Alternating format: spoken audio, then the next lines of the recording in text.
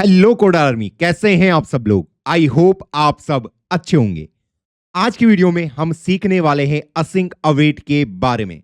ये जो कॉन्सेप्ट है ये बहुत ही ज्यादा इंपॉर्टेंट है और इससे हमें सीखने को मिलेगा कि हम प्रॉमिस को इजीली हैंडल कैसे कर सकते हैं।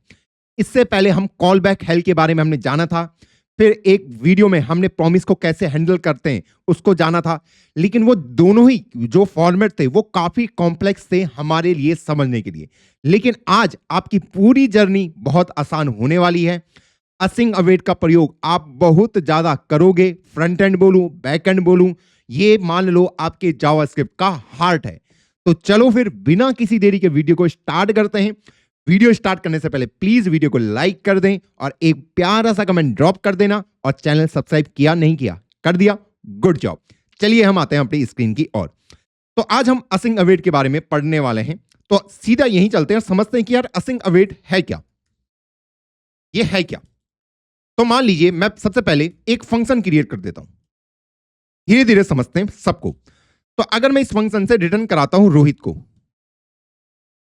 इस तरीके से, तो मैंने ग्रीट फंक्शन को कॉल किया और इसने जो भी रिटर्न करके मुझे दिया, मान लो इसने मुझे रिटर्न करके कोई रिस्पॉन्स दिया है, उसको मैंने प्रिंट करा दिया सिंपली console.log रिस्पॉन्स। अगर मैं इसको ओपन इन इंटीग्रेटेड टर्मिनल करता हूं तो आपको पता है आपका आंसर क्या आने वाला है। तो आपको पता है आपका आंसर आएगा रोहित। ओके, अब यहां पे असिंक क्या है। देखो, असिंक कीवर्ड का प्रयोग आप फंक्शन के आगे करते हैं। आप बता रहे हैं ये जो फंक्शन है ये असिंक्रोनस फंक्शन है और ये क्या रिटर्न करके देगा वो अभी हम समझते हैं। तो मान लो मैं अगर अब प्रिंट कराता हूं तो आप देखोगे आपका आंसर आ रहा है प्रॉमिस रोहित। तो सबसे पहली चीज हमने क्या जाना कि जो हमारा एक असिंक कीवर्ड है उसको मैं प्रयोग करूंगा किसी फंक्शन के आगे। क्यों करते हैं धीरे धीरे समझते हैं। ओके, लेकिन यहां पे अगर हमने एक इंपॉर्टेंट चीज नोटिस करी कि इस फंक्शन ने रोहित को रिटर्न नहीं किया, इसने क्या रिटर्न किया, एक प्रॉमिस रिटर्न किया है, प्रॉमिस रोहित। तो इससे हमें यह जानने को मिला कि जो भी आपका फंक्शन होगा अगर आपने उसके आगे असिंक लिखा है तो वो हमेशा एक प्रॉमिस रिटर्न करके देगा। इस चीज को नोट डाउन कर लो कि असिंक फंक्शन ऑलवेज रिटर्न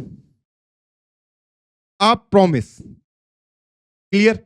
तो इसने किया क्या होगा बिहाइंड द सीन कि आपने तो रोहित को रिटर्न किया था, तो इसने रोहित को पकड़ा, उसको एक प्रॉमिस ऑब्जेक्ट के अराउंड रैप अप किया और उसको आपको रिटर्न करके दे दिया। और इसलिए आपको यहां पे क्या दिख रहा है, प्रॉमिस रोहित। तो प्रॉमिस को कंज्यूम करने का सही तरीका क्या है, मुझे तो यहां पे रोहित को प्रिंट कराना है ना, तो आपको पता है जो भी इसने मुझे रिटर्न करके दिया होगा तो रिस्पॉन्स डॉट देन करके मैं उसका प्रयोग कर सकता हूं। तो मान लो मैंने डेटा लिख दिया और console.log प्रिंट करा दिया। तो ये एक सही तरीका है इसको प्रॉमिस को कंज्यूम करने का। तो अब आप देखोगे आप रोहित को इस्तेमाल कर सकते हो क्योंकि जो रिस्पॉन्स है वो क्या है, एक प्रॉमिस है। प्रॉमिस को हम इस फॉर्मेट से क्या कराते हैं, प्रिंट कराते हैं रिस्पॉन्स डॉट देन, कि जब मेरा प्रॉमिस रिजॉल्व हो जाए उसके बाद आपको इसको प्रयोग करना है। तो जो भी इसके अंदर की वैल्यू होगी डेटा के अंदर डाल देना और उसके बाद मैंने उसको सिंपली प्रिंट करा दिया। ये बिल्कुल उसी के इक्विवेलेंट है। मैं आपको बता दूं, भले ही आप ये लिखो या आप इस तरीके से प्रॉमिस को रिटर्न कराओ कि रिटर्न न्यू प्रॉमिस, दोनों ही चीजें सेम है कि रिजॉल्व कॉमा रिजेक्ट। तो मैंने यहां पे लिख दिया रिजॉल्व और रोहित। तो आप देखोगे इस केस में आपका आंसर आएगा वही रोहित। तो या तो आप ऐसा करके कर दो या आप प्रॉमिस को रिटर्न करा दो। जब आप प्रॉमिस रिटर्न करा रहे हो उस केस में वो आपको इसकी प्रॉमिस को किसी के अंदर रैप अप नहीं करेगा क्योंकि आप ऑलरेडी प्रॉमिस रिटर्न करा रहे हो। लेकिन अगर आप सिंपल कोई वैल्यू रिटर्न करा रहे हो तो उसको पकड़ेगा, उसको प्रॉमिस के अराउंड रैप अप करेगा और उसको आपको रिटर्न करके दे देगा। तो इस चीज को हमें पॉइंट डाउन करके रखना है। ओके, हाँ। तो वहीं अगर मैं रिजॉल्व की जगह में यहां पे अगर रिजेक्ट कर दूं तो क्या होगा, आप रिजेक्ट को करा रहे हो तो क्या मेरा देन उसको हैंडल कर सकता है, नहीं कर सकता। तो इसीलिए हम किसका प्रयोग करते हैं, यहां पे कैच का प्रयोग करते हैं कि जो भी हमारे एरर हैं उसको हम इस तरीके से ताकि हैंडल कर पाए। console.log एरर और यहां पे मैं एरर को लिख देता हूं।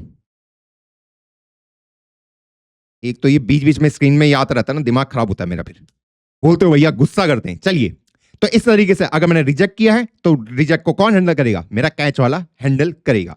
तो चलिए, ये फॉर्मेट तो हम समझ चुके हैं कि हम किस तरीके से प्रॉमिस को क्रिएट करते हैं और कैसे उसको हैंडल करते हैं। तो अगर मैं इस तरीके से रिटर्न नहीं करा रहा हूं, इस तरीके से रिटर्न करा रहा हूं, तो आपको ये हमेशा जो ये होगा, इसको प्रॉमिस को पकड़ेगा, इस रोहित को पकड़ेगा, प्रॉमिस के अराउंड रैप अप करेगा और उसको आपको रिटर्न करके दे देगा। तो हम यहां पे देख सकते हैं हमारा आउटपुट रोहित आ रहा है। अब जो इंपॉर्टेंट चीज मैं आपके साथ डिस्कस यहां पे करना चाहता हूं, प्रीवियस क्लास में हमने जाना था कि मेरे पास एक एपीआई होती है, जैसे ये गिटहब यूजर की एपीआई है। तो मान लो मुझे ये डेटा को लेके आना है, तो अभी मुझे पता है कि ये जो डेटा है ये कैसा टास्क है मेरा, ये एक असिंक टास्क है, ये एकदम से एग्जीक्यूट नहीं होगा। इसको एग्जीक्यूट होने में 1 सेकंड लग सकता है, 5 सेकंड लग सकते हैं, 2 सेकंड लग सकते हैं, ये इवन मिली सेकंड भी लग सकते हैं। ओके, तो मुझे पता है कि अगर मुझे इसको हैंडल करना है, इसको मैं पूरा वो कर देता हूं, कमेंट डाउन कर देता हूं। तो मैंने जाना था कि इसको अगर मुझे यूज करना है तो हम इस तरीके से इसको लिखते थे कि भैया पहले इस डेटा को लेके आ जाओ। हां, जब ये डेटा आ जाए उसके बाद हम ऐसा कुछ इसका सिंटैक्स लिखते थे, है ना, कि जो भी डेटा आया है उसको इसके अंदर डालो और उसको जेसोन में कन्वर्ट कर दो, मतलब जावास्क्रिप्ट के ऑब्जेक्ट में। और ये मुझे पता है ये भी मेरा क्या है, असिंक टास्क होता है, ये भी मेरा असिंक्रोनस टास्क है, एकदम से एग्जीक्यूट नहीं होगा। तो प्रॉमिस को हैंडल करने का ये तरीका है। उसके बाद जब वो जावास्क्रिप्ट के ऑब्जेक्ट में कन्वर्ट हो जाएगा, उसके बाद उसको मैं प्रिंट कराता था। ये था वो तरीका, ये हमने प्रीवियस क्लास में देखा था, अगर आपको याद होगा। हाँ भैया, ये देखा था हमने। और इसको अगर मैं यहां पे रन करता हूं तो आपको पता है आपका आंसर क्या आएगा, कि आपके पास वो सारी इंफॉर्मेशन आ चुकी है। मुझे पता है ये मेरा असिंक्रोनस टास्क है। हाँ जी, तो जब तक ये एग्जीक्यूट ना हो जाए, मेरे पास डेटा ना जाए, जब वो आ गया उसके बाद मैं इसको एग्जीक्यूट करूंगा। जब ये पूरा जावास्क्रिप्ट के ऑब्जेक्ट में कन्वर्ट हो जाएगा उसके बाद मैं इसको कॉल करूंगा। तो इस तरीके से यहां पे एक प्रॉमिस की चेनिंग बन रही थी। लेकिन ये जो फॉर्मेट था ये काफी कॉम्प्लेक्स है और हमारे लिए ये फॉर्मेट बिल्कुल भी फैमिलियर नहीं है। कितना बढ़िया होता कि अगर मैं इसी काम को इस तरीके से करता, अगर मैं इस टास्क को इस तरीके से करता कि भैया पहले डेटा को फैच करके ले आओ, तो जो भी आपका आंसर आएगा कॉन्स्ट उसको इस रिस्पॉन्स के अंदर डाल देना। एक बार मेरे पास रिस्पॉन्स आ गया तो इसको आप जेसोन में कन्वर्ट कर देना, सॉरी जावास्क्रिप्ट के ऑब्जेक्ट में कन्वर्ट कर देना, और उसके बाद मैं उसको यूज कर लूं। आपको ये नहीं लगता कि ये वाला फॉर्मेट ज्यादा बढ़िया रहेगा मेरे लिए? लेकिन ये क्या काम करेगा? क्या ये काम करेगा? कितना बढ़िया सिंटैक्स है कि पहले यहां से डेटा उठा के लाओ, हाँ, फिर एक बार डेटा आ गया उसके बाद इसको करो और उसके बाद इसको करो। लेकिन यहां पे दिक्कत क्या आएगी? आप देख सकते हो यहां पे हमारे पास दिक्कत ही दिक्कत है। अगर मैं इसको क्लियर कर दूं और इसको दोबारा रन करते हैं तो आपको बताइए एरर मारेगा। एरर किस वजह से मारा? कि आपने यहां से फैच तो करा, हाँ जी, जावास्क्रिप्ट वेट नहीं करता है, जावास्क्रिप्ट वेट नहीं करता है, वो तुरंत अगली लाइन पे चला जाएगा। भले ही आपका ये आया नहीं आया, उसको मतलब ही नहीं है, वो यहां पे चला गया। तो दिखेगा यार ये जो रिस्पॉन्स है ये तो अभी प्रॉमिस है, हाँ जी, जो कि अभी इनिशियली पेंडिंग में होगा। हाँ, तो आप उसको कह रहे हो कि भैया उसको जेसोन में कन्वर्ट कर दो, नहीं कर पाया तो उसने आपको एरर मार दिया। लेकिन ये फॉर्मेट कितना आसान है, क्या हम इस फॉर्मेट के अराउंड कोड लिख सकते हैं जिससे मेरा काम आसान हो जाए? मैं यहां पे मेरा मेन गेम क्या है कि जब तक मेरा ये ना आ जाए, पूरा ये रिजॉल्व ना हो जाए कि मेरे पास डेटा आ चुका है, तब तक अगली लाइन को नहीं चलाना।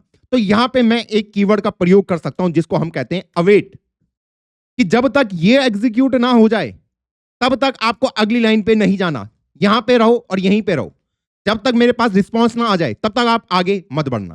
तो एक बार मेरे पास रिस्पॉन्स आ गया उसके बाद मैं यहां पे सेम काम, मुझे पता है रिस्पॉन्स.json भी मेरा क्या है, असिंक टास्क है, वो एकदम से एग्जीक्यूट नहीं होता, उसको एग्जीक्यूट होने में टाइम लगता है। तो यहां पे भी मैं अवेट बोलूंगा कि जब तक ये लाइन पूरे तरीके से एग्जीक्यूट ना हो जाए तब तक आपको आगे नहीं बढ़ना। तो अवेट क्या करता है, आपके प्रोग्राम को वहां पे फ्रीज कर देता है कि आप, मेरा प्रोग्राम यहीं पे रहेगा, इसके आगे नहीं जाएगा।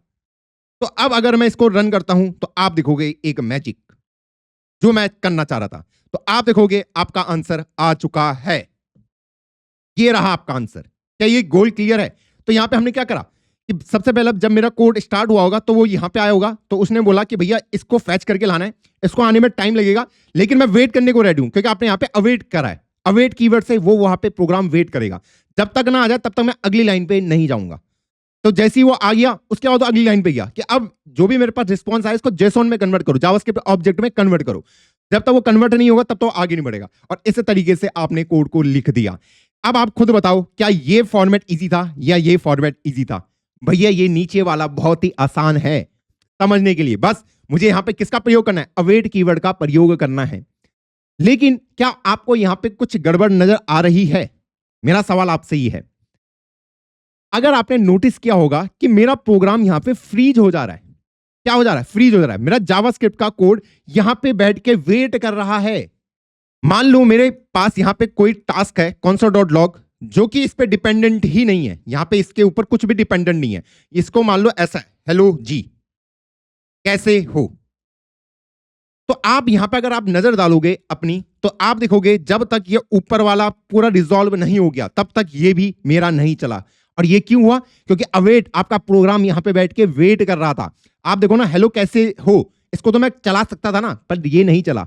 ऐसे मेरे बहुत सारे टास्क हो सकते हैं जो कि इस फैच इस वाले डेटा पे डिपेंडेंट नहीं है, तो वो भी मेरे अटक चुके हैं क्योंकि मेरा प्रोग्राम यहां पे फ्रीज हो चुका है।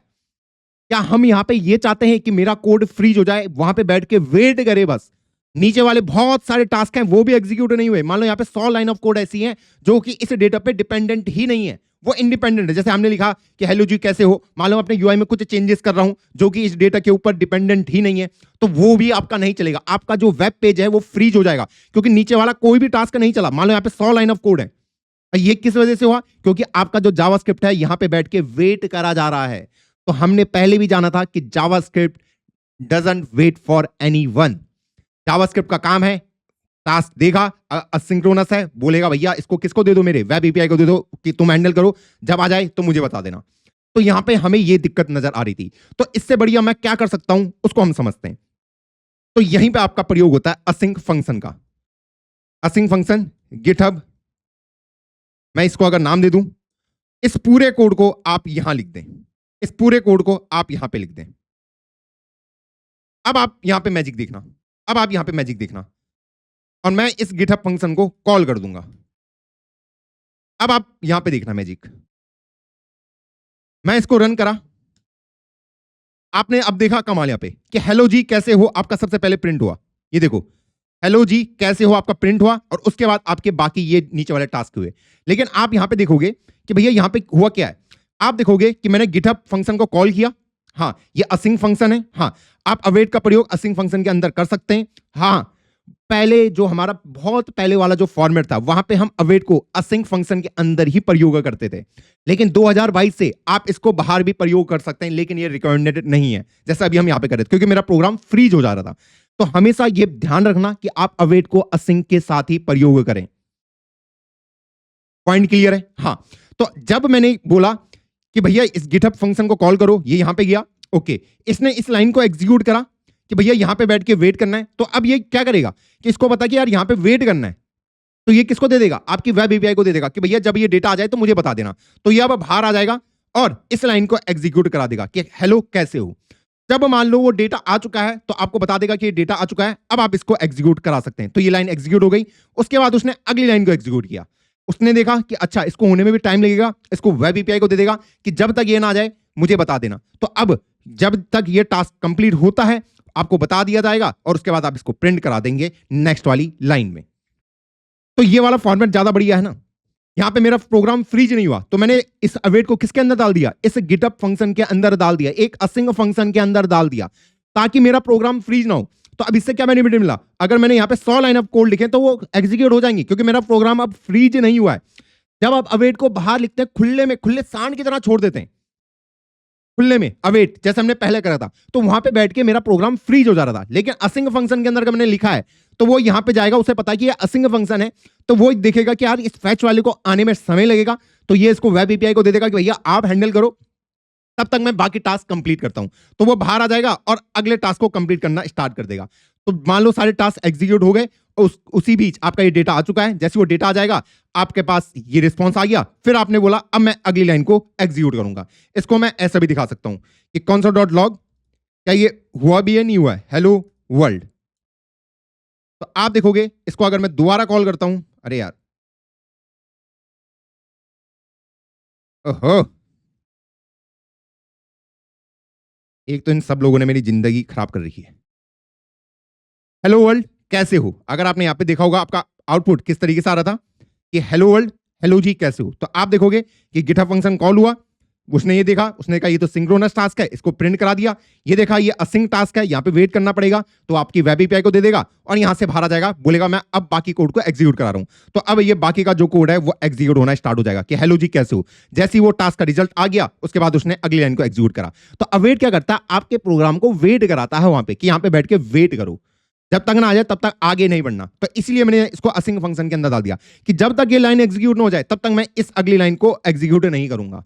ओके, और अवेट को मैंने असिंक के अंदर क्यों लिखा, क्योंकि ऐसा हो सकता है कि भैया असिंक फंक्शन के बाद बहुत सारा कोड है जिसको मुझे एग्जीक्यूट कराना हो, तो उसको मैं नॉर्मली एग्जीक्यूट करा सकता हूं। ऐसा नहीं होगा कि मेरा प्रोग्राम यहां पे फ्रीज होकर सिर्फ यहीं पे खड़ा है, नहीं, वो देखेगा इसको इस पे टाइम लग रहा है, तब तक मैं बाहर आके बाकी टास्क को एग्जीक्यूट करा सकता हूं। तो जावास्क्रिप्ट का काम भी आसान हो गया, अब आपके लिए भी चीजें आसान हो गई। तो आपको क्या ध्यान रखना है कि जब भी आप अवेट का प्रयोग करें किसी असिंक फंक्शन के अंदर ही उसका प्रयोग करें, वरना अगर आप खुले में करते हैं तो आपका प्रोग्राम फ्रीज हो सकता है। क्या गोल क्लियर है? हाँ, अब मैं यहां पे एक काम करता हूं कि अभी तक जो काम हमने यहां पे किया है इससे एक प्रोजेक्ट अगर हम बना दें, एक प्रोजेक्ट अगर हम यहां पे क्रिएट कर दें तो मजा नहीं आ जाएगा? हाँ भैया मजा आ जाएगा, क्योंकि मुझे पता है कि ये मुझे ये रिटर्न करके देने वाला है, एक 30 लिस्ट ये मुझे रिटर्न करके देने वाला है इस तरीके से, ये रहा।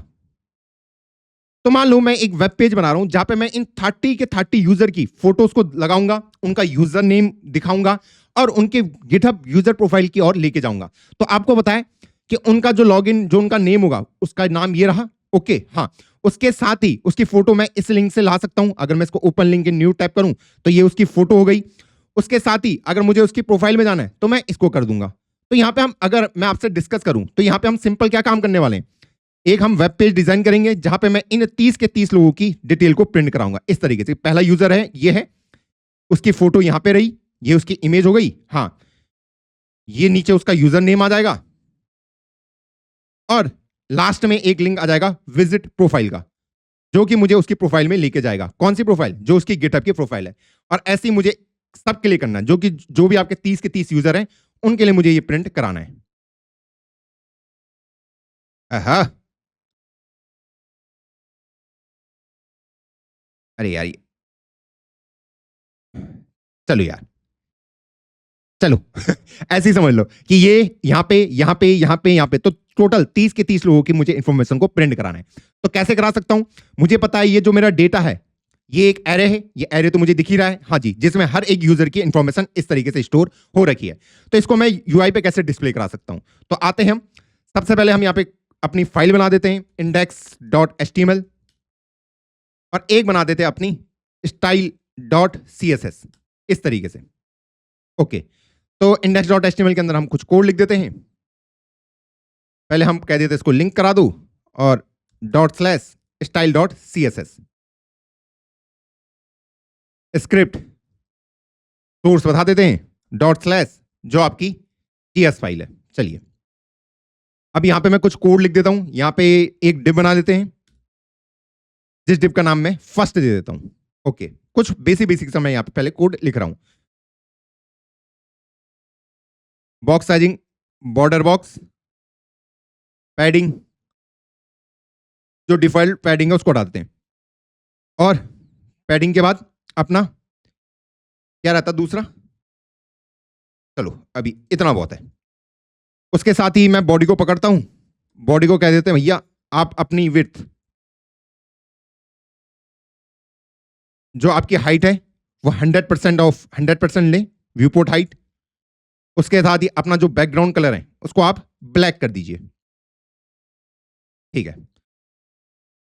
और मार्जिन को भी हम, जो डिफॉल्ट मार्जिन है उसको हम 0 कर सकते हैं। चलिए, ये मैंने बेसिक टास्क यहां पे कर दिया। ओके, अब यहां पे हम क्या कर रहे हैं, हमें इसको क्रिएट करना है। तो सबसे पहले ये मेरा वेब पेज है, उसके अंदर मैंने एक बना दिया है, ये एक डिव बना दी है इस तरीके से। उसके अंदर, उस डिव के अंदर मेरे पास ये 30 प्रोफाइल होने वाले हैं इस तरीके से, पहला, दूसरा, तीसरा, जो 30 के 30 यूजर हैं उनकी प्रोफाइल को मैं यहां पे प्रिंट करूंगा इस तरीके से। ये रहा, तो ये वाली डिव तो मैं बना चुका हूं, ये वाली, इसका नाम क्या रखा है हमने? फर्स्ट रखा है। इसको थोड़ा सा जूम कर सकते हैं हम, ओहो ये तो ज्यादा जूम हो गया दोस्तों। तो ये फर्स्ट इस डिव का नाम है, हाँ जी। तो इस डिव के अंदर जो ये एलिमेंट्स होंगे इनको मैं कैसे कराऊंगा? डिस्प्ले फ्लेक्स कराऊंगा। तो हम आ जाते हैं हैश आईडी में, हैश फर्स्ट, मैं यहां पे लिख देता हूं भैया जो आपका डिस्प्ले होगा फ्लेक्स, जस्टिफाई कंटेंट, सेंटर, उसके साथ ही विड्थ मैं इसको दे देता हूं 80% की,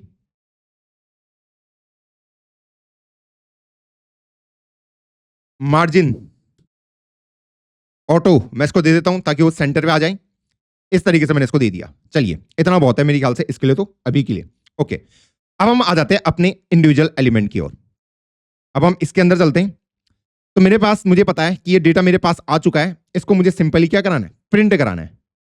तो यहां पे मैं फॉर लूप लगा सकता हूं कि for let user of data, for loop लगा के मैं करा सकता हूं ना। हाँ, एक एक करके प्रिंट। कि अगर मैं यहां पे ऐसा लिखूं, मुझे पता है यूजर का मतलब क्या होगा। अगर आप यहां पे गौर करोगे तो यूजर का मतलब ये वाला पहला ऑब्जेक्ट, क्योंकि ये पूरा एरे है। एरे का मतलब क्या है, ये डेटा। उसके बाद इंडिविजुअल आइटम, मैं फॉर ऑफ लूप लगा रहा हूं, तो ये मेरा एक यूजर हो गया, ये यूजर हो गया, ये यूजर हो गया। इस तरीके से मैं यहां पे काम कर रहा हूं। तो ये जो पहला यूजर है उसकी मुझे फोटो को प्रिंट कराना है, उसका जो नाम है और उसका जो यूआरएल लिंक होगा, ये तीन चीजें मुझे करानी है। ओके, तो यहां पे सबसे पहले हम क्या करेंगे कि डॉक्यूमेंट डॉट क्रिएट एलिमेंट। तो एक एलिमेंट सबसे पहले हम क्रिएट करते हैं, जिसका नाम हम कुछ दे सकते हैं ऐसा करके। इसका नाम हम एक डिव ले लेते हैं। डिव का मतलब है कि ये हमारी एक डिव हो गई। ये इस डिव को मैंने क्रिएट करा। इस डिव के अंदर तीन चीजें होंगी, एक इमेज एलिमेंट होगा, हाँ, एक उसका यूजर नेम होगा, और एक उसका क्या होगा, विजिट प्रोफाइल वाला। ये तीन चीजें होंगी, क्योंकि डिव के अंदर तो रखना पड़ेगा ना। हाँ, तो पहले मैंने इस एलिमेंट को क्रिएट कर दिया। ओके, हाँ, बस। तो इसको हम पकड़ते हैं पहले इस डिव वाले को। तो मैं यहां पे आता हूं स्टाइल के अंदर। मान लो मैं उसका नाम क्लास डॉट यूजर, तो उसका मैं कुछ हाइट या विड्थ दे देता हूं। विड्थ आप अपना 150 पिक्सल लें। ओके, टेक्स्ट अलाइन सेंटर, ये मैंने कर दिया। बाकी तो आपका सिंपल ही काम होने वाला है, बाकी तो कुछ है नहीं उसके अंदर। चलिए, इतना हमने कर दिया। तो मैं यहां पे क्या कर सकता हूं, ये एलिमेंट जो मैंने क्रिएट करा है कॉन्स्ट, इसको मैं एलिमेंट बोल देता हूं। और एलिमेंट के अंदर dot class list dot add, एक क्लास लिस्ट को ऐड कर दो जिसका नाम क्या है, यूजर है। ये इस तरीके से, ये आपने जो क्लास क्रिएट करी है नहीं, ये डॉट यूजर, तो मैंने उसके साथ क्लास को अटैच करा दिया है इस तरीके से। ओके, उसके साथ ही मुझे एक image tag document dot create element, एक इमेज को क्रिएट करना पड़ेगा। इस तरीके से हम कर सकते हैं इमेज टैग को क्रिएट। ये जो इमेज है इसको भी तो, इस एलिमेंट को भी तो क्रिएट करना पड़ेगा आपको। कैसे करोगे, document dot create element image, तो कॉन्स्ट इमेज में इसका नाम दे देता हूं। तो इमेज डॉट सोर्स, क्या होगा उसका सोर्स में, लिंक कहां से दूं मैं। अगर आप यहां पे देखोगे तो इसका नाम है अवतार यूआरएल, ये रहा उसका नाम। तो यहां पे मैं उसका नाम मेंशन कर सकता हूं कि यूजर डॉट अवतार यूआरएल। ओके, अब ये जो इमेज है इसको भी थोड़ा हम स्टाइल करते हैं कि भैया हमारी इमेज कैसे दिखेगी, उसकी भी स्टाइलिंग हम यहां पे कर देते हैं कि जो हमारी इमेज होगी विड्थ 100% ले लेना।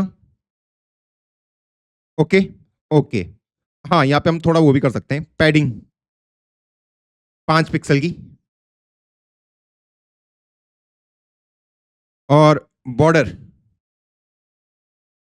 2 पिक्सल सॉलिड वाइट, और बॉर्डर रेडियस 5 पिक्सल का कर देते हैं। चलिए, अभी थोड़ा बेटर यहां पे नजर आएगा। चलिए, हाँ, तो इमेज को मैंने कह दिया कि अपनी जो विड्थ रखना वो 100% रखना। हाइट मैं मेंशन कर देता हूं कितनी हाइट मुझे चाहिए। तो मान लो मैं 200 पिक्सल की हम इसको हाइट देते हैं इमेज को। हाँ, ऑब्जेक्ट फिट कवर कर देना ताकि वो बेटर तरीके से हमें नजर आए। चलिए, इमेज को भी हमने स्टाइल कर दिया। उसके बाद अगला टास्क क्या है हमारे पास, ये देखो, जो हमने एक एलिमेंट क्रिएट करा ना यहाँ पे, इमेज वाला, ये जो इमेज वाला एलिमेंट हमने क्रिएट करा, तो उसकी स्टाइलिंग हमने यहाँ पे कर दी कि जो इमेज होगी उसकी विड्थ ये लेना, हाइट ये लेना। ओके, और जो आपका ऑब्जेक्ट फिट होगा ताकि जो भी आपका हाइट और विड्थ है उसमें वो टोटली फिट हो जाए। अब हम आगे बढ़ते हैं। अगला एलिमेंट मुझे क्या क्रिएट करना है, डॉक्यूमेंट डॉट क्रिएट एलिमेंट। तो मैं यहाँ पे एक S2 टैग को क्रिएट कर देता हूं। अगला हमारा काम क्या होगा, ये वाले एलिमेंट को क्रिएट करना है जो ये यूजर नेम है, तो इसको मैं h2 एलिमेंट कह देता हूं, const user name, user name dot text content. क्या टेक्स्ट कंटेंट में उसके अंदर डालना चाहता हूं उसको हम देख लेते हैं। टेक्स्ट कंटेंट अगर हम यहां पे देखें कहां गया, ये रहा जो कि उसका लॉगिन होगा, यूजर डॉट लॉगिन, क्योंकि यूजर उसका नाम है ना। हाँ भैया, यूजर डॉट लॉगिन, ये इस तरीके से। अब S2 वाले को अगर मुझे वो करना है स्टाइलिंग वगैरह, तो उसको भी मैं कर सकता हूं। तो यहां पे अगर हम आए, एक काम और कर देते हैं, यहां पे एक S1 हेडिंग ले लेते हैं, गिटहब यूजर, इस तरीके से, और इस H1 को हम यहां पे स्टाइल कर देते हैं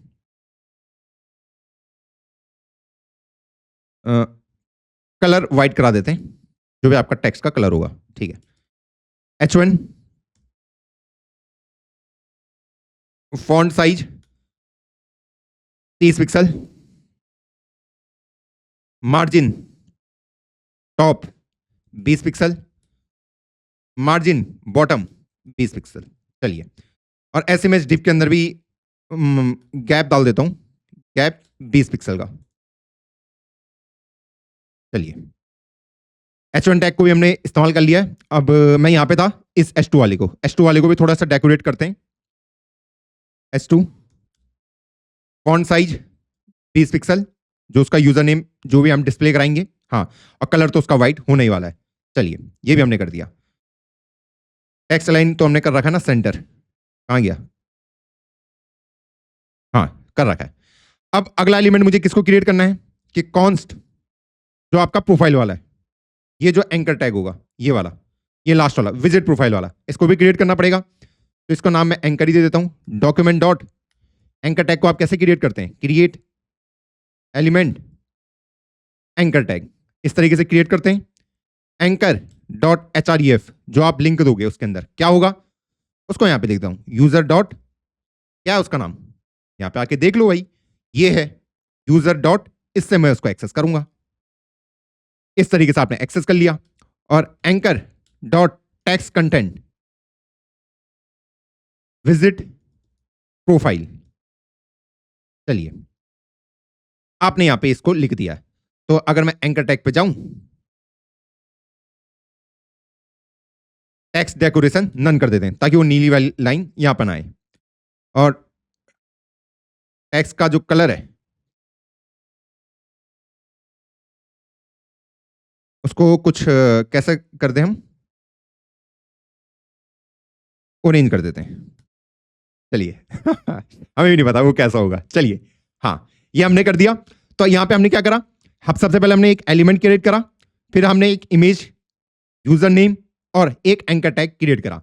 अब मुझे इन सबको इस एलिमेंट के अंदर अपेंड कराना है। एलिमेंट डॉट अपेंड, इन सबको, इमेज को भी इसके अंदर डाल दो, आपके यूजर नेम वाले को भी इसके अंदर डाल दो, और आपका जो इमेज जो आपका एंकर टैग है उसको भी आप डाल दो।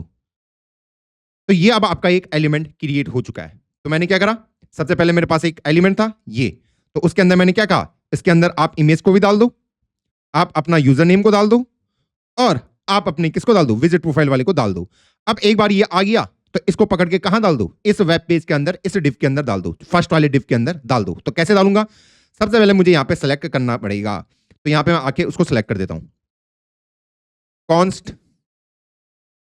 Parent document dot gate element by ID, ID क्या है, फर्स्ट, पेरेंट की, पेरेंट के अंदर मैं इसको अपेंड करा दूंगा, पेरेंट डॉट अपेंड जो भी आपका एलिमेंट आया है।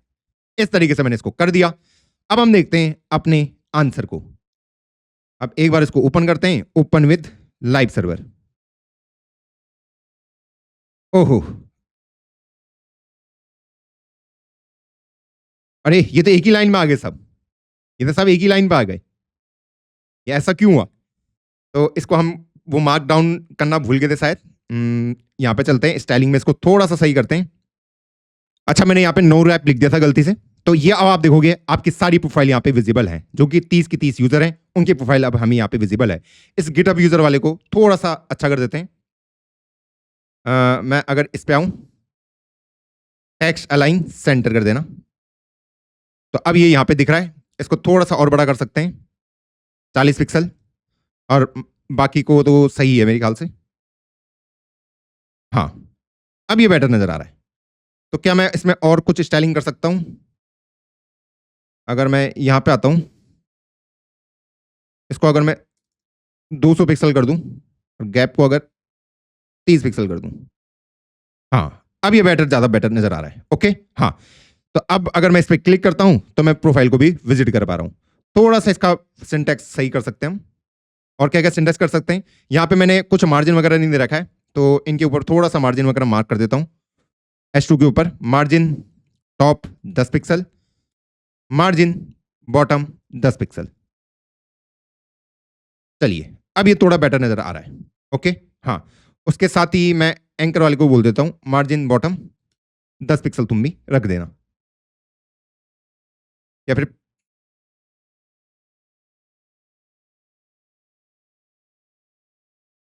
पैडिंग को थोड़ा बढ़िया कर सकते हैं हम। यहाँ पे कहाँ गया पैडिंग? फर्स्ट वाला ये था हमारे पास यूजर। चलिए, हाँ, अब हमारी फोटोज कुछ बेटर नजर आ रही हैं। यहाँ पे आप देख सकते हैं, यहाँ पे कर्व वगैरह भी नजर आ रहा है। अब बाकी तो अब मैं इसके ऊपर कुछ भी कर सकता हूँ कि मान लो मैं इस यूजर के ऊपर जा रहा हूँ, तो ये उसका यूजर नेम है और ये उसका लिंक हो गया उसके प्रोफाइल को विजिट करने का। इस तरीके से मैं इसको यूज कर सकता हूं। तो आप देखो, आपका एक सिंपल सा प्रोजेक्ट यहाँ पे बन चुका है। अब आप यहाँ पे और क्या क्या इंप्रूवमेंट आप इसके अंदर कर सकते हैं। ये कोड में तो शायद किसी को दिक्कत नहीं हुई होगी इस वाले कोड में। यहाँ पे तो मैंने सिंपल ये किया है कि डेटा के ऊपर इटरेट करा और उसके एलिमेंट्स वगैरह को मैंने यूआई के ऊपर डिस्प्ले करा दिए। अब इसके ऊपर हम और क्या इंप्रूवमेंट कर सकते हैं, वो हमारा मेन गेम होगा। अब अगर मैं इंप्रूवमेंट की यहाँ पे बात करूं, तो क्या अगर मैं इसके ऊपर जा रहा हूं तो यहाँ पे कुछ हो रहा है, ट्रांजिशन वगैरह कुछ नहीं हो रहा है, तो पहले इसके ऊपर थोड़ा सा ट्रांजिशन वगैरह हम लगा सकते हैं। तो अगर मैं यहाँ पे जाऊं और अपने यूजर वाले को पकड़ूं, ट्रांजिशन, ट्रांसफॉर्म,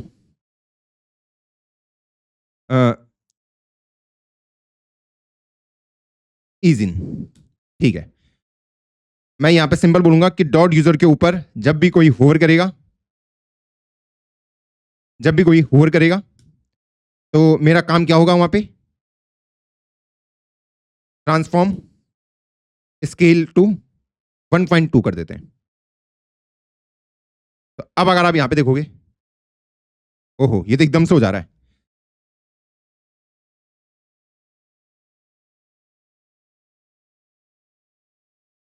1 सेकंड का।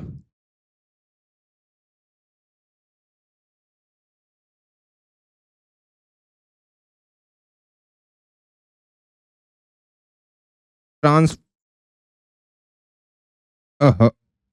ये रही भाई स्पेलिंग, ट्रांसफॉर्म। हाँ, अभी बेटर नजर आ रहा है। ये देखो, इस तरीके से आप इसके ऊपर काम कर सकते हैं। अब ये आपके ऊपर है कि अब आपको यहाँ पे और इसके साथ क्या क्या खेल सकते हैं। अब यहाँ पे अगर मैं आपसे एक इंपॉर्टेंट चीज डिस्कस करूं, मान लो मैं यहाँ पे एक चीज करना चाहता हूं कि मैं अगर इस यूजर के ऊपर क्लिक करूं तो इसके रिलेटेड और भी इंफॉर्मेशन मेरे पास आ जाए। विजिट प्रोफाइल से तो आपको पता है कि आप प्रोफाइल विजिट कर लो। अब आपका टास्क है कि अगर मैं इसके ऊपर क्लिक करता हूं तो मैं उसके रिलेटेड और इन्फॉर्मेशन चाहता हूं। और इन्फॉर्मेशन बोले तो अगर आप ये यूआरएल वाला टैग देखोगे ना, इसको अगर मैं ओपन करता हूं किसी यूजर के, तो यहाँ पे देखोगे उसके रिलेटेड बहुत सारा काम है यहाँ पे। इवन मैं उसके नेम को भी प्रिंट कर सकता हूँ। जो उसका नेम यहाँ पे क्या है, ये रहा टॉम, ये उसका रहा। उसके कितने फॉलोअर्स हैं उसको भी मैं प्रिंट करा सकता हूँ। उसकी कितनी फॉलोइंग है उसको भी मैं प्रिंट करा सकता हूँ। अब ये आपके ऊपर है इस चीज को इंप्लीमेंट करना। मैंने एक बेसिक सा आपके लिए प्रोजेक्ट बना दिया है। मैं चाहता हूं कि अगर इसके ऊपर कोई क्लिक करे, इसके ऊपर अगर कोई क्लिक करे तो एक नया यूआई आपके सामने आए जहां पे उसके रिलेटेड सारी डिटेल आ जाए, कि उसकी फोटो आ जाए, उसका एक्चुअल नाम, क्योंकि तो उसका वैसा वाला नाम है, हाँ।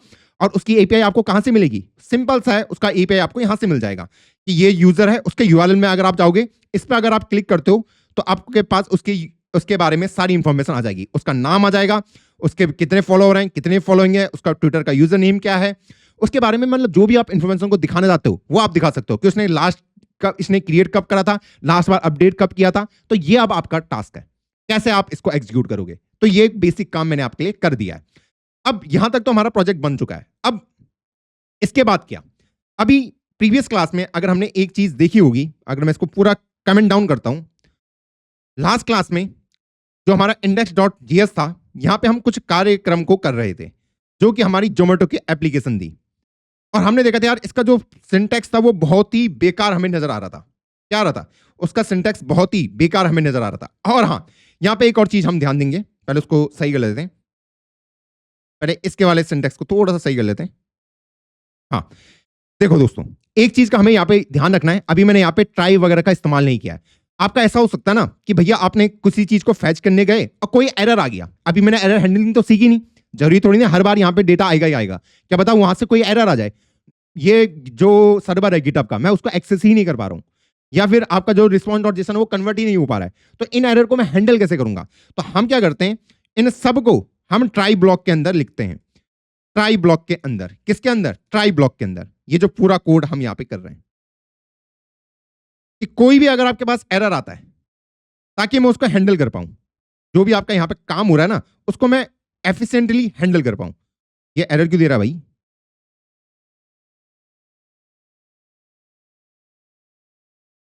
हाँ,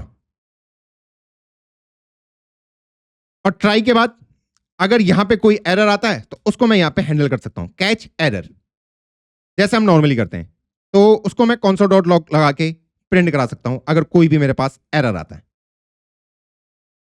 इस तरीके से हम एरर को हैंडल करते हैं। यहां पे ये देख लो, देखो यहां पे क्या हुआ, मैं कह रहा हूं इस पूरे को मैंने ट्राई ब्लॉक के अंदर डाल दिया ये कोड को, ताकि ऐसा हो सकता है ना कि अवेट मान लो कोई एरर फेंक के आ गया मेरे पास, तो उसको हैंडल करना तो मैंने सीखा ही नहीं, उसको हैंडल कैसे करूंगा? हैंडल करने का कोई तरीका तो होना चाहिए। हाँ, तो वो तरीका ये रहा कि इसको आप ट्राई ब्लॉक के अंदर डाल दो, क्योंकि मुझे पता है कि कई बार मैं इस जो हमारा ये गिटहब का प्रोफाइल है उसको मैं एक्सेस ही नहीं कर पाया, सर्वर अनरीचेबल है, डीएनएस इश्यूज आ गए, तो उन केसेस को मैं कैसे हैंडल करूंगा?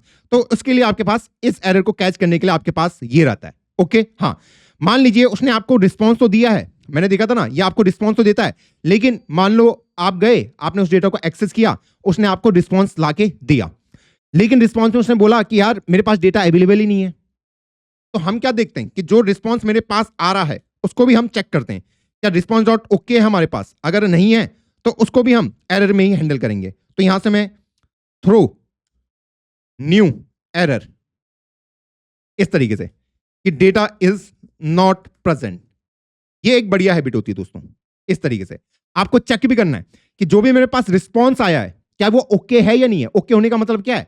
मान लो मुझे पता है, हमने लास्ट क्लास में भी सीखा था कि हमारे पास ये क्लाइंट है और ये सर्वर है, मैंने बोला मुझे ये डेटा दे दे, हाँ, इसने बोल दिया भाई तूने एपीआई लिमिट रीच कर ली है। ओके, तो इसने तो मुझे आंसर ये दिया कि एपीआई लिमिट रीच कर ली है, तो उसका आंसर तो कुछ और था, उसको तो मैं यूआई पे ऐसे डिस्प्ले नहीं करा पाऊंगा। मैं तो ये चाह रहा था कि भैया मैं इससे डेटा मांग रहा था, वो मुझे वो डेटा दे दे, लेकिन डेटा की जगह उसने बोल दिया भैया आपने एपीआई लिमिट हिट कर ली है, मैं उसको नहीं दिखा सकता। तो मुझे ये भी देखना पड़ेगा ये जो मुझे रिस्पॉन्स दे रहा है क्या ये वही रिस्पॉन्स है जो मैं एक्सपेक्ट कर रहा हूं। क्लियर है गोल? हाँ, इसलिए हमें यहाँ पे क्या करना पड़ेगा, response dot okay goal. Last class में हमने इसको देखा था कि जो मेरे पास रिस्पॉन्स आया, जो डेटा मैंने क्या वही आया या फिर वो कह रहा है कि भैया अभी मैं आपको डेटा नहीं दे सकता। तो अगर रिस्पॉन्स डॉट ओके, इसका मतलब ये हो जाएगा कि ये मतलब जो इसने रिस्पॉन्स दिया वो फॉल्स है, और उसके लिए मैं एक नया एरर फेंकूंगा और उस एरर को हैंडल ये मेरा कैच ब्लॉक कर देगा। ये लीजिए।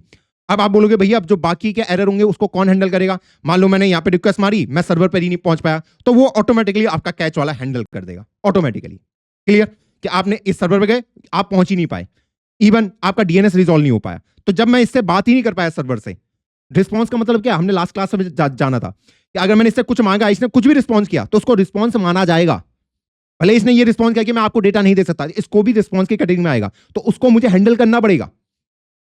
तो उसको हम इस तरीके से हैंडल करते हैं कि मान लो ऐसा तो नहीं कर सकता ना कि मेरे पास रिस्पॉन्स आया, उसने कहा कि भैया मेरे पास डेटा अवेलेबल नहीं है, तो उसको मैं यूआई में ऐसे तो डिस्प्ले करा नहीं पाऊंगा इस तरीके से, क्योंकि उसने तो कुछ और आंसर दिया। मैं तो सोच रहा था कि मेरे पास एक एरे आएगा उसको मैं डिस्प्ले करा दूंगा, उसने कुछ और ही आपको रिटर्न करके दिया। तो इस तरीके से आपको रिस्पॉन्स को भी हैंडल करना आपको आना चाहिए। क्लियर है गोल? हाँ, तो ये एक बढ़िया हैबिट होती है।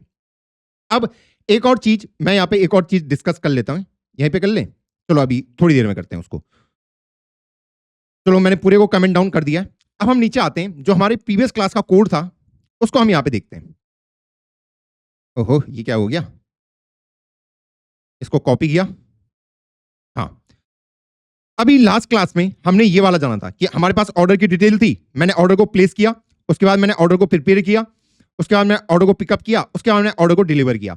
और ये वाला जो सिंटैक्स है ये कितना बड़ा था, कितना बेकार था, इसको हम बिल्कुल आसानी से हैंडल कर सकते हैं, बिल्कुल आसानी से। आपको लिखना असिंक फंक्शन,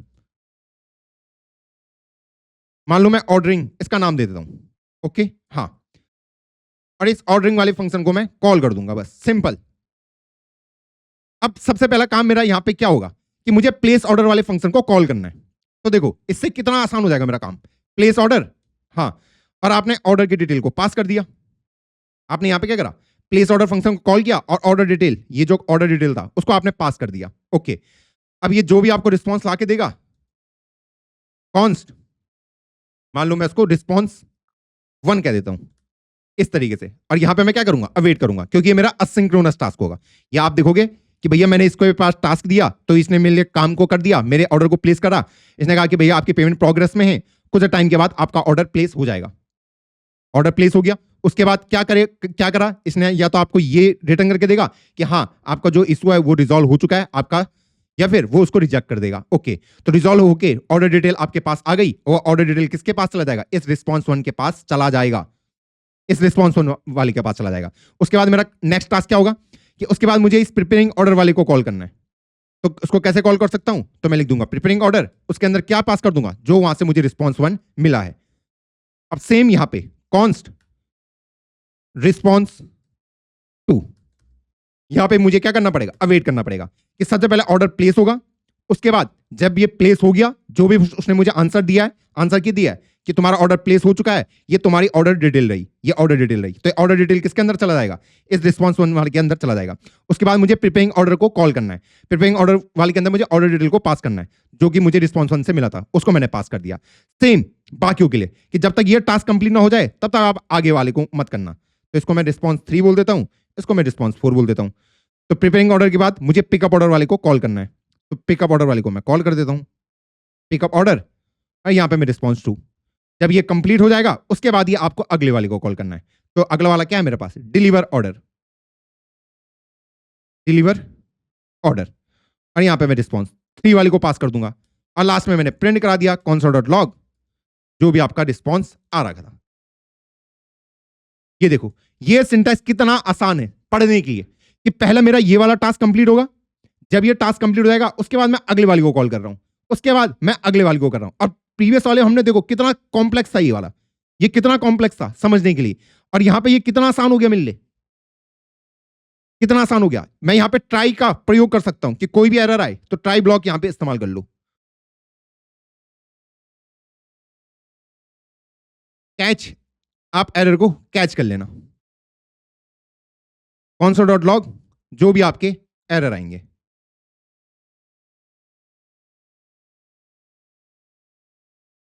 ये लीजिए, तो ट्राई कैच ब्लॉक का भी मैंने प्रयोग कर लिया। जरूरी थोड़ी ना है कि हर बार मेरा सारे इशू रिजॉल्व हो जाएं। अगर कोई रिजेक्ट हो गया तो उसको मेरा एरर वाला कैच वाला उसको कैच करके उसको प्रिंट करा देगा। तो अब अगर मैं इसको प्रिंट कराता हूं, इसको अगर मैं रन करता हूं ओपन इन इंटीग्रेटेड टर्मिनल, तो अब इसका आउटपुट चेक करो, this 20 payment is in progress. उसके बाद टास्क कंप्लीट हो रहा है, payment is received and order get placed. उसके बाद ये टास्क और आपके सारे टास्क एक एक करके एग्जीक्यूट हो जाएंगे। तो आप देख रहे हो असिंक अवेट का कितना ज्यादा प्रयोग है, कितना ये आसान हो गया मेरे लिए। देख रहे हो पिछला वाला कोड, आप एक बार इसको रिवाइज करो कि सबसे पहले जो हमने कोड लिखा था कॉल बैक वाला, वो कितना परेशान कर रहा था। उसके बाद हमने ये वाला कोड लिखा था, ये डॉट देन वाला, ये भी हमारा दिमाग खराब कर रहा था, देखो। और उसके बाद अब हमने असिंक अवेट से वो काम किया है। अब मुझे यहाँ पे कुछ करने की जरूरत नहीं, मुझे पता है कि पहले मैं प्लेस ऑर्डर वाले फंक्शन को कॉल करूंगा, जब वो कंप्लीट हो जाए प्लेस ऑर्डर वाला, उसके बाद ही मैं प्रिपेयरिंग ऑर्डर वाले को कॉल करूंगा, जब ये कंप्लीट हो जाए उसके बाद ही मैं पिकअप ऑर्डर वाले को कॉल करूंगा, जब ये कंप्लीट हो जाए उसके बाद मैं डिलीवर ऑर्डर। तो ये आपने अवेट की हेल्प से इजीली इस कोड को लिख दिया। तो क्या आपकी जर्नी आसान हुई? हाँ भैया आसान हुई। अब दोस्तों एक और इंपॉर्टेंट चीज मैं आपको यहां पे दिखाता हूं। एक आता है यहां पे, कई बार हमारे पास ना कुछ ऐसे टास्क आते हैं, मान लीजिए एक हाइपोथेटिकल सिचुएशन कि मान लो मेरे पास कोई फंक्शन है, async function user detail, okay. तो मान लो आप यहां पे ना कुछ फैच करा रहे हो, मान लो आप यूजर के कमेंट को फैच करा रहे हो, कोई एपीआई है जो यूजर के कमेंट को लेके आ रही है, तो मैं उसको कॉन्स्ट कमेंट लिख देता हूं, ओके। हाँ, फिर इसके बाद आपने कमेंट को लेके आए, तो मान लो उसके बाद मान लो आपके पास एक और है जहां पे आप उसकी कुछ फोटोज को लेके आ रहे हो, यूजर फोटो, और अगला है आपके पास कॉन्स्ट, मान लो आप यूजर के कमेंट फोटो और उसमें कितने लाइक्स हैं, उसको भी लेके आ रहे हो।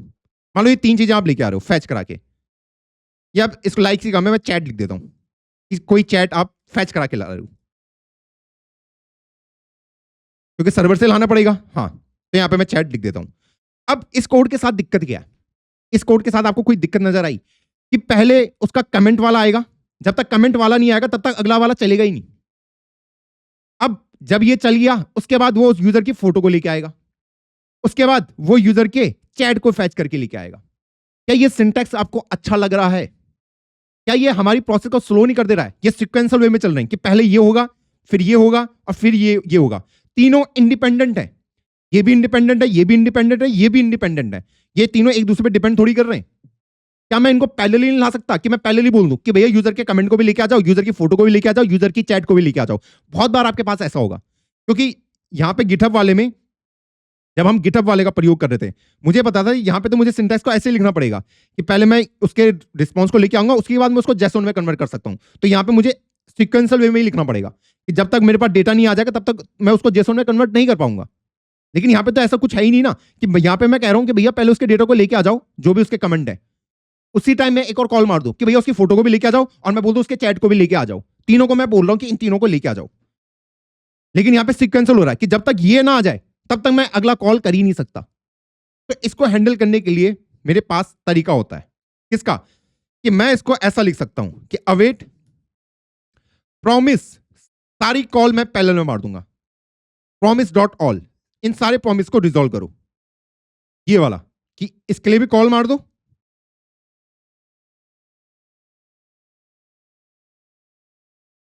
फैच आप अपने फोटो वाले के लिए भी कॉल मार दो, और फैच आप अपने चैट वाले के लिए भी कॉल मार दो। ये सारे कॉल मैं पैरेलल में मार रहा हूं, और जब मेरे पास आंसर आ जाए तो कमेंट वाले को इसके अंदर डाल देना, फोटोज वाले को इसके अंदर डाल देना, और चैट वाले को इसके अंदर डाल देना। अब इससे सबसे बढ़िया क्या हुआ कि ये तीनों ही कॉल पैरेलल में चली गई। प्रॉमिस डॉट ऑल आपके लिए पहले एक एक करके जा रहा था सीक्वेंशियल, पहले ये प्रॉमिस डॉट ऑल आपके लिए पैरेलल में चला देगा। वो बोलेगा इसको भी लेके आओ, इसको भी लेके आओ, और इसको भी लेके आओ। जब ये तीनों आ जाएंगे उसके बाद ही आपकी अगली लाइन एग्जीक्यूट होगी। बहुत बार देखोगे आप इस चीज को होते हुए। कई बार मैं क्या करता हूं, आपका इसका रियल वर्ल्ड यूज केस क्या होता है कि कई बार मुझे अलग अलग डेटाबेस के साथ कनेक्शन बनाने पड़ते हैं बैकएंड में। तो ऐसा नहीं कर सकता कि पहले मैं इस डेटाबेस के साथ कनेक्शन बनाऊंगा, फिर मैं अपना दूसरे डेटाबेस के साथ कनेक्शन बनाऊंगा, उसके बाद मैं अपने तीसरे डेटाबेस, मैं पैरेलल में रिक्वेस्ट मार दूंगा कि तीनों डेटाबेस से मुझे कनेक्ट करा दो। क्यों मैं एक एक करके करूं? क्योंकि वो क्या होगा, डेटाबेस से कनेक्ट होने का टास्क क्या है, असिंक्रोनस टास्क, एकदम से नहीं होगा कनेक्ट कि मैंने बोला हो गया कनेक्ट, नहीं, टाइम लगता है। तो ऐसा नहीं होगा मैं एक एक करके कर रहा हूं, मैं तीनों कॉल पैरेलल में मार सकता हूं कि भैया मुझे इसके साथ भी कनेक्ट कराओ, इसके साथ भी, इसके साथ भी, और वहां पे आप इस सिंटैक्स का प्रयोग करोगे। As simple as that. तो आई होप आज के कॉन्सेप्ट आपके क्लियर हुए होंगे। यहां पे मैंने आपके लिए कुछ बेहतरीन नोट्स लिखे हुए हैं, इसके ऊपर गो थ्रो करो, और आई होप आपको कॉन्सेप्ट की क्लैरिटी आई होंगी कि कैसे चीजें काम कर रही हैं। अब मैं मिलता हूं आपको कल की वीडियो में। प्लीज जो भी पढ़ा है अगर लास्ट तक मजा आया है लिख दो भैया स्वाद आ गया, मजा आया है, आज बहुत कुछ सीखने को मिला है। और हाँ दोस्तों, मेरी आंखों में अभी भी कुछ प्रॉब्लम चल रही हैं, तो आपको लग भी रहा होगा, मुझे नहीं पता, लग नहीं रहा, बीच में स्वेलिंग वगैरह भी आ गई थी, इसलिए लेक्चर में डिले हो रहा था। अब मैं जितनी कोशिश कर सकता हूं मैं कंसिस्टेंट रहने की कोशिश करूंगा। मैं मिलता हूं अब आपको नई वीडियो में, तब तक के लिए जय हिंद, जय भारत।